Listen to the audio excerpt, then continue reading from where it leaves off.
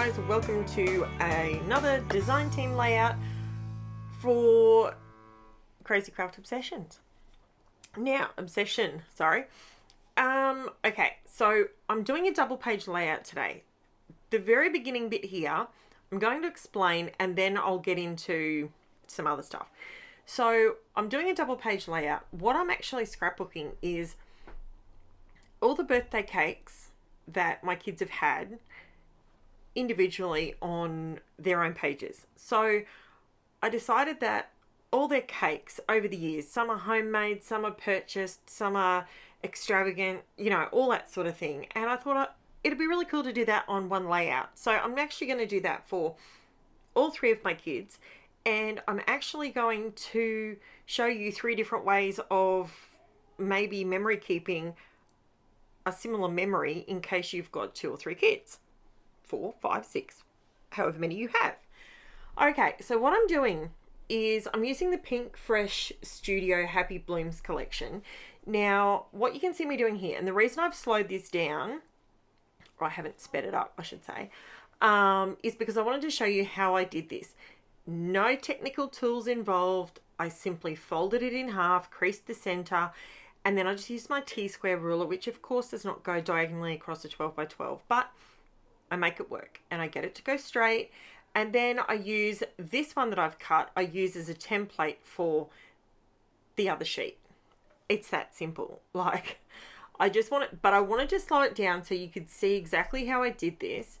And then what I do after this, when I show you how I put it together again, it's just a different way of looking at paper. This is something that I was explaining in a video either earlier this week or last week.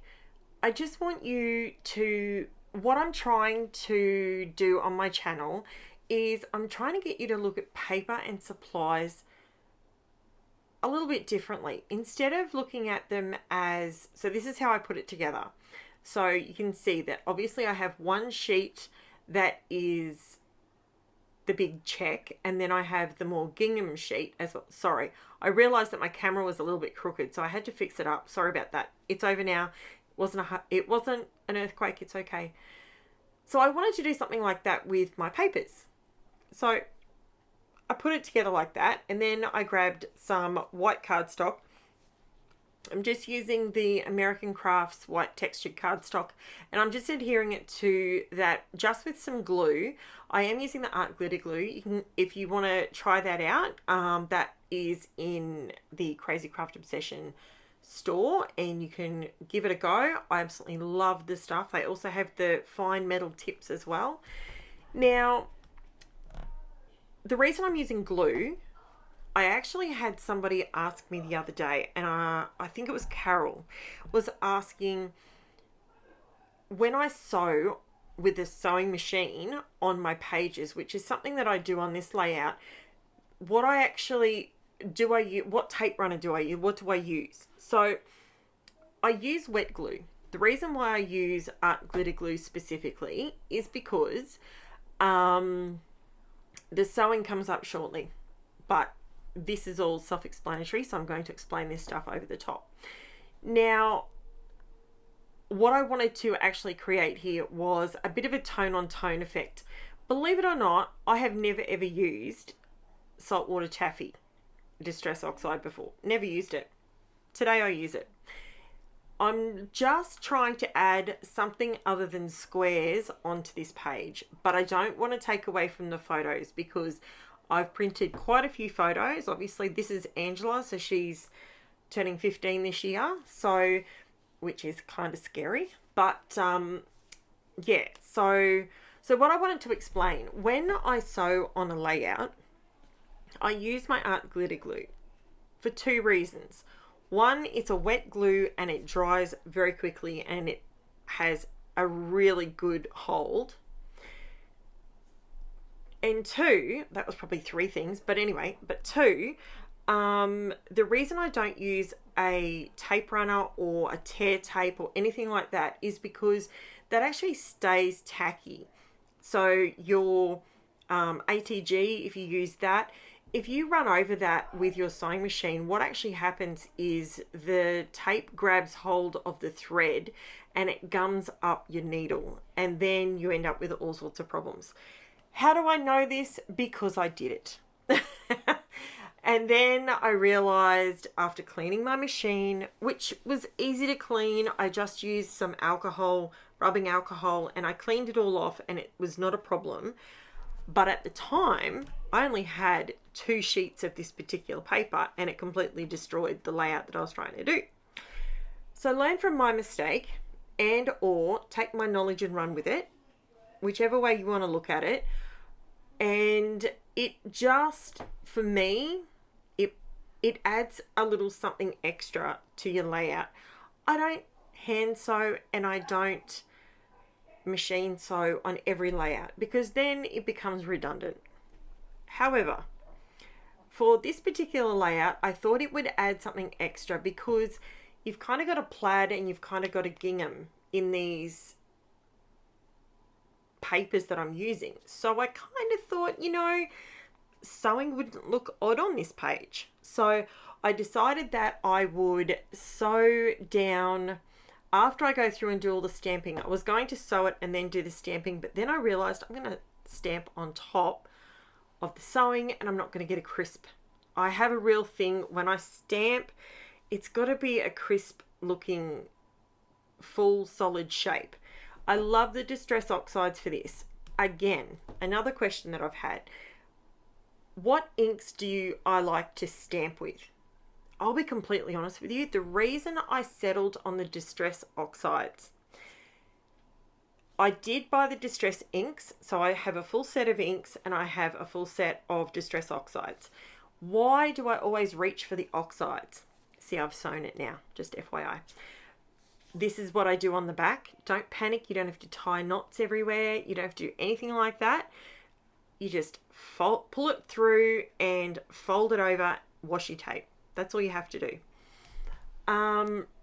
Now, the reason I chose Distress Oxides, are they one of my go-to things that I like to use in my craft room? Absolutely. Absolutely. I did do a lot of research as to what I wanted to get from an ink, and the oxides ticked every single box, every single one. So I can use them as a watercolor. I can get a nice crisp image because they're a pigment and dye ink. So I get a nice crisp image. I can utilize them because they do have pigment ink in them. I can actually put embossing powder on top of that and either change the color if I've stamped in a dodgy color that I didn't want. I can put embossing powder over the top and bam, change the color. Not only can you do that, you can use them as watercolors, you can get crisp stamping, you can blend them uber well because of the pigment ink in there. They really blend together really nicely. They are layerable, so you can actually build them up on your bit. Okay, Distress inks are translucent. Distress Oxides are not because of the pigment ink in them. The best part about that is you can actually stencil something and then move the stencil and go over the top with a different color and it goes on top. So you can actually build up layers. So that was something that I felt was really important. Now, something I will mention, they haven't done it yet. No, I won't mention it. But I will, sorry, to be continued. I will double check and I know that Cass and Jacques do have in their online store, they have the Distress Oxides, and if you would like me to tell you which colors I would probably reach for first, you may already know them from watching my videos, but I'm more than happy to let you know which ones I would grab first. I mean, if you scrapbook like I do. Now, see these leaves? I did spend a considerable amount of time. These are the dies that go with the stamps that I've just used. And I spent a considerable amount of time die cutting them out and then stamping them all, and guess what? I don't use them. They're sitting there at the moment. They're just hovering. I thought that I wanted some 3D embellishment, sort of, you know, something off the page a little bit to give it a bit more. But I didn't want that. I had them sitting there, and that's exactly where I've put the other stamps, which is the same stamp, but by having the white background on it, I didn't like it. It just looked too, this is going to sound really pretentious, but it looked try hard. It looked like I was trying to fluff up the page, and that's just not me. I don't like a cluttery page, and this is why I decided to, if you're like me and you don't like a lot of floof on a page, a technique that I have used a couple of times now and I'm really liking it is doing the tone on tone. So with this page right at the end, when you see it all close up and everything, where I've stamped, see, I removed those. See how you can see where the stamping is? It adds a little something, but it's not in your face. I happen to really like that look. I'm very much, I didn't want this to just be, so I've got the sewing on there. I've sewn across along all the lines. I've done that. I've now added a white border. That helped because that was something that I was going to put them down and then trim off a 1/4 inch. And then I went, no. Guaranteed I'll cut the wrong amount off and it won't work. So I just cut some 1/4 inch strips and just put those down. So they're on there now. I have gone ahead and I've mounted all the photos on another piece of the paper. So I've ended up using, I'll have them listed down below, the actual papers that I used out of the collection. I actually used 4 different sets of paper out of the one collection, which is pretty awesome. I gotta say, there's some leftovers, like, of course, but yeah, I was pretty happy with that. Now I'm using the Distress ink right now, okay? And that's why I've got the lid sitting there to remind me to tell you. So I've used the same color, but the Distress Oxide is on the bottom and the Distress ink is on the top. Can you see how the one on the bottom is creamier versus the transparent one that is on the top? It's the exact same color. You can see it there. It's saltwater taffy, same deal. And then I wanted to add a little bit of bling because, you know, is it a Karen layout if I don't use bling? I have to always try and add in a little bit of bling somewhere. And so I pulled out the Stickles Silver Glitter and I just put a tiny bit. I didn't want to go over the top, but a lot of my girls' cakes and stuff, believe it or not, they actually, they like it when I put edible glitter on their cakes. So hence why I decided to go with this one. Now I cut my title out with my Cricut. I used just straight American Crafts white textured cardstock. That is coming back in store. I know that Cass has been having a bit of an issue getting supplies of it, and it's not just their store, it's been across the board because I'm down to my last bulk pack, and I as you know, I do a lot of layouts in a week and I go through it. So I'm kind of thinking, come on, American Crafts, get the cardstock over here. So I'm just adding I did do a 1.11. A 0.111. How do you say that? Okay, I'm semantics.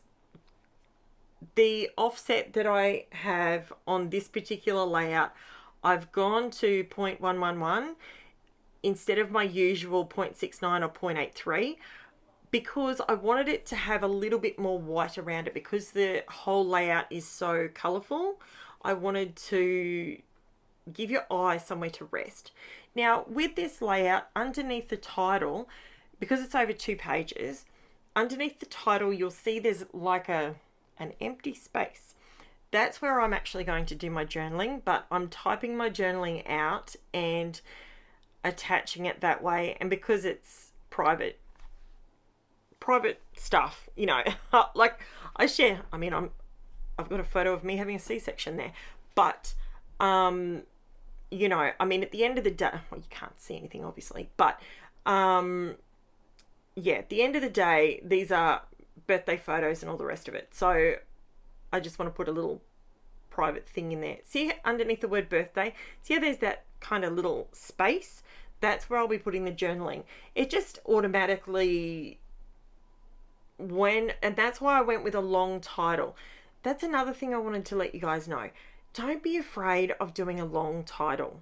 I know, look, if you're using a Cricut,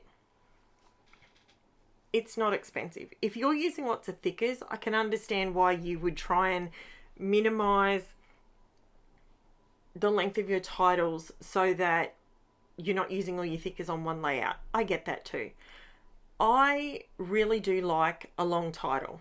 Now these little butterflies, I actually cut them out from the same, it's from the same Pinkfresh Studios Happy Blooms collection. You have to excuse me. I bit my mouth yesterday so hard, and I feel like, you know when your lip is like swollen? Oh, I tell you what, I feel like I'm going to bite it again. So that's why I keep stumbling over my words. I apologize. So I am now what I'm doing. So the butterflies I cut out of there was a cut apart sheet, and I cut the bits and pieces that I wanted, and then on the other side of it, on the reverse side, there was some butterflies. So I ended up with like 4 butterflies, and I went, you know what?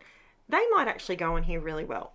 So I've got them just sitting there at the moment while I cut out these, see all these strips? That was actually one sheet, and I cut it into strips. I actually did a layout last week, I think it was, where I used the other words that were in between these. So there's actually 2 separate, it's a very wordy piece of paper actually. It was really, really good. It was super helpful.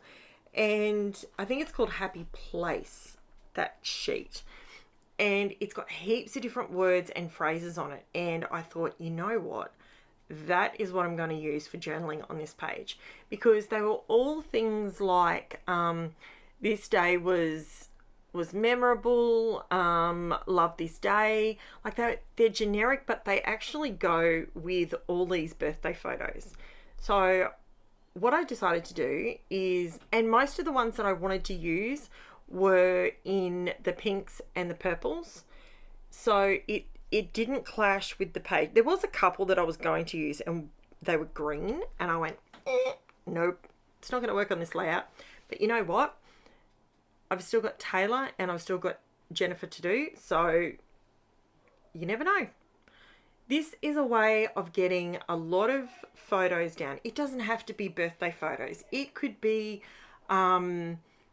you might not scrapbook your child's all their schooling stuff, but you might want to do 1 to 12, or prep through to 12 or something like that. And this is an easy way to do it. It's a good way to get it on there. Now these photos are don't quote me, I think they're 2 1/4 by 2 I think they're 2 by 2 1/4. I think that's what they are. So yeah, it just, just throwing it out there for you. And of course I come in with some glossy accents. I did run along it with a brush. I wanted to try and do that, see if I liked it. I didn't. After this video was finished, I actually went back and flooded it properly before I took the photos. So I did do that. I did that, and I've put those on. I did add some silver glitter to the butterfly dots, my one was a bit gluggy, so I've obviously been hanging on to it way too long, so I need to use it. I've been using my gel pots instead of the squeezy ones. That's what I've been doing. But this one, the reason I used silver rather than gold, because I always go for gold, is because everything is silver on here. So this is where I was just pointing to where the journaling is going to go. See how the stamping is just tone on tone. It's not in your face. It's there. You can see the stitching behind. So there is layers of texture. I've roughed up the edges where I've mounted my photos as well, but I haven't added lots of foam tape. I haven't raised things up like that. My butterfly leaves at this point are lifted up, but I'm under no illusions. When they go in the album, they will flatten out, and I'm totally fine with that. So you can see where I've sewn along the diagonal of all these sheets together. So, and then you can see where I've stamped it all, and yeah. So let me know what you think. Don't forget, this is a design team layout for Crazy Craft Obsession. They are having some amazing deals, and what else was I going to tell you? The links are in the description. I went blank for a second there. I will have everything listed in the description below if you want to purchase anything and or look for it wherever you are. Thanks for watching, guys, and I'll chat to you soon. Bye for now.